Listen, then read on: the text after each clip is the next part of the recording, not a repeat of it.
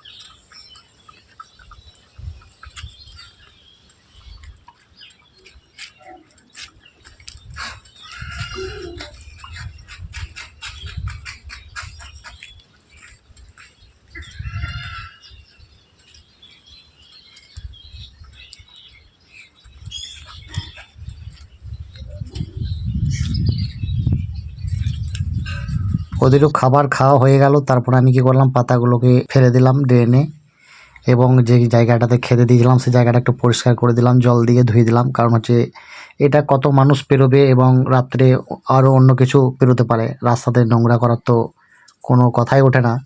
এবং সবসময় সকলকে বলবো রাস্তায় আবর্জনা ফেলবেন না, সবসময় পরিষ্কার পরিচ্ছন্ন রাখুন। ওই জন্যই আমি যতটা পারলাম এদিকে খাবার দেওয়ার পর জায়গাটা পরিষ্কার করে দিলাম, যাতে মানুষও আমাকে কেউ কিছু না বলতে পারে যে খাবার দেওয়ার পর জায়গাটা কেন নোংরা করে দিলে তুমি।